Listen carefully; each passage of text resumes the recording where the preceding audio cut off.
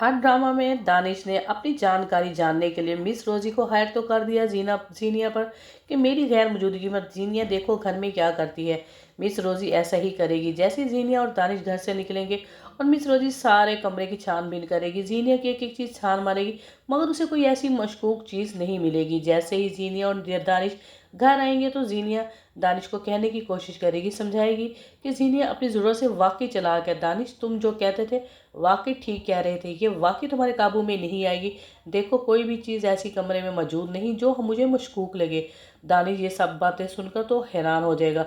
वहीं पर जीनिया को इस बात की समझ आ जाएगी कि मेरी एब्सेंट में मेरे कमरे की छान भी की गई है, क्योंकि जीनिया को तो पहले दिन से मिस रोजी पर शक था कि मिस रोजी मुझे ट्रैप करने के लिए दानिश ने मेरे ऊपर रखी है। इसलिए जीनिया ने कमरे में किसी किस्म का कोई प्रूफ छोड़ा ही नहीं था।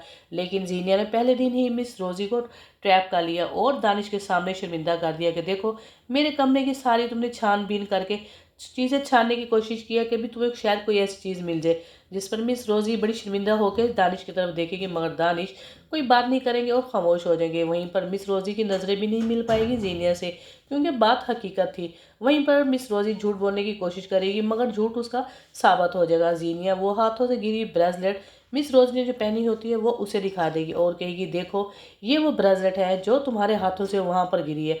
अब तो मिस रोजी और दानिश बहुत ज़्यादा शर्मिंदा हो जाएंगे कि वो पकड़ी गई पहले ही दिन।